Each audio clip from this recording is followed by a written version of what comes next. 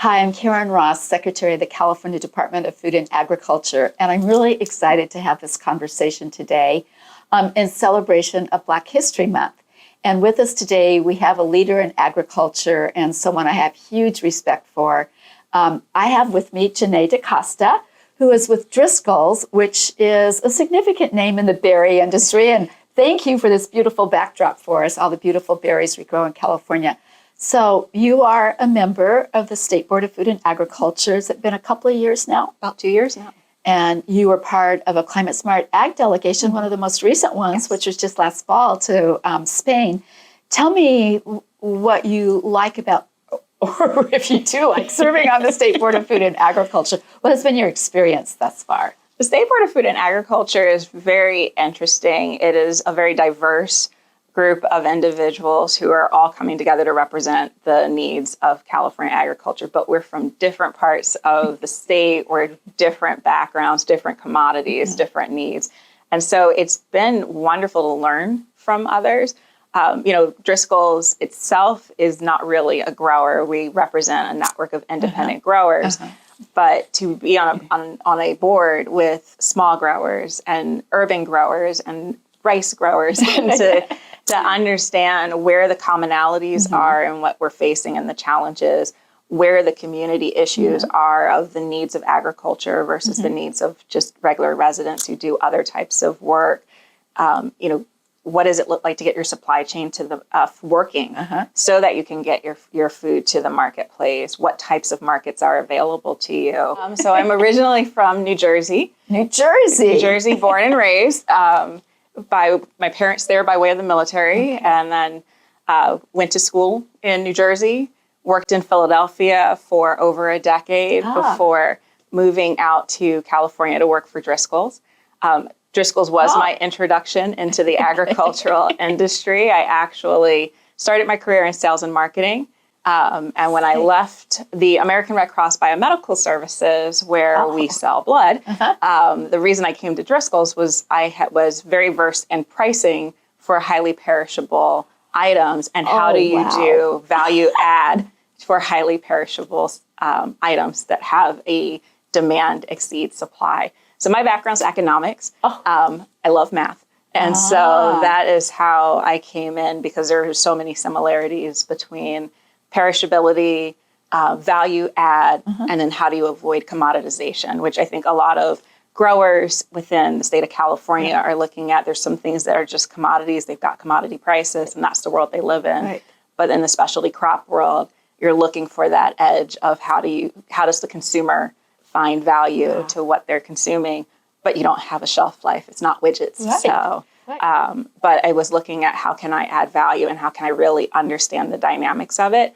And I think the beauty of being trained in economics is you're looking at all of the variables, right? And so you understand, or you try to understand all of the variables, even the ones you can't predict, to sort of figure out what's the end cost. And there's a lot of those variables in agriculture. Yes. Yeah, for sure. Okay. So as I said, I came over to Driscoll's doing market analysis and pricing.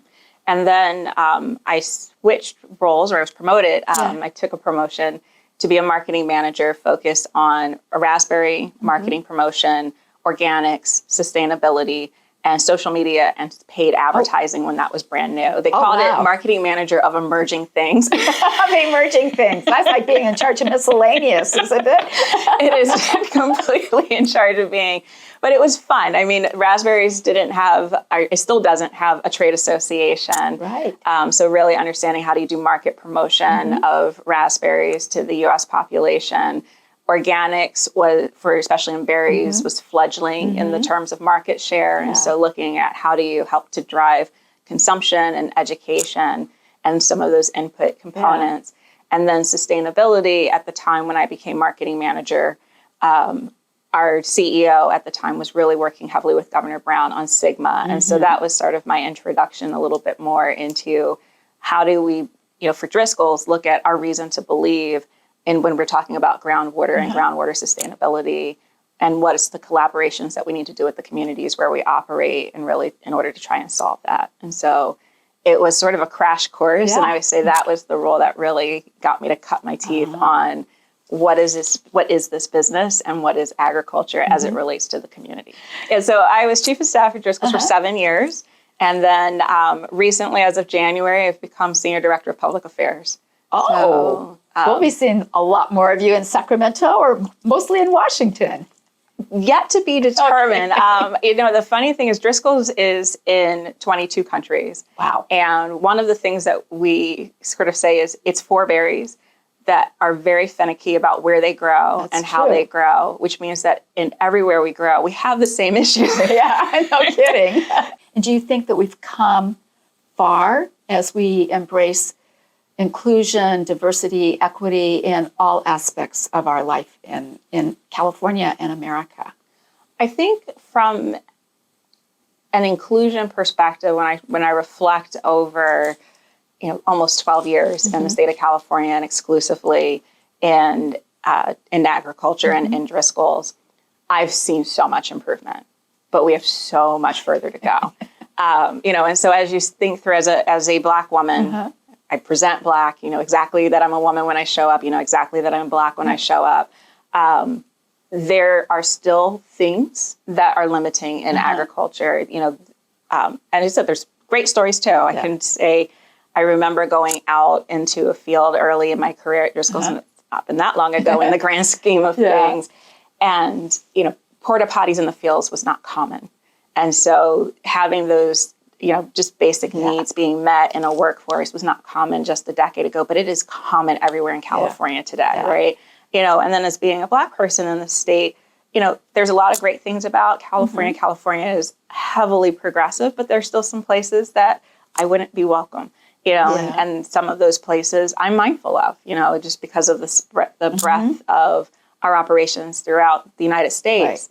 I can't be naive in those things. And so I think that those are very real in our industry, but I can see different progress, and I can see that some people are willing to have real conversations. And so I think as they start to see more people who look like me, who are female, who are interested in agriculture, who will sit there and talk to you about canes per meter. Oh my goodness, you're getting way too technical for me. But it's then we become peers. And I think the more that you see people that don't look like you, but they become your peers, the more that you're starting to be recognizing what does it mean to open the table up to more people. As we continue our focus on equity and inclusion and just building a more respectful workplace across all elements, do you have words of advice for those of us who are in our DEI journey, which is an important one, but at the end of the day, it's also about how we communicate with our constituents as well?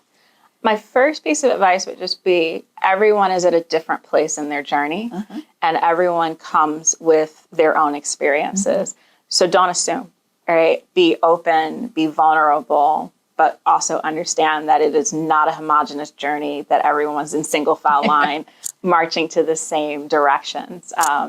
It's more of Columbus trying to find the wrong country.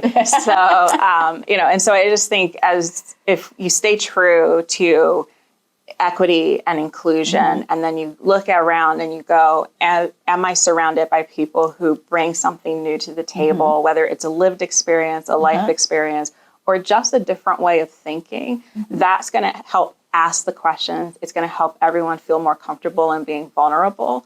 So that, and then just assume positive intent, because everyone is in a different place as they come into this. I love that. Can I give you a hug? Of course you can. Thank you so much. That was wonderful. Thank you.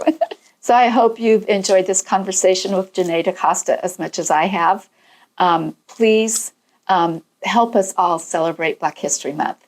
Honor the history and be excited about the future for all of us working together. Thank you very much.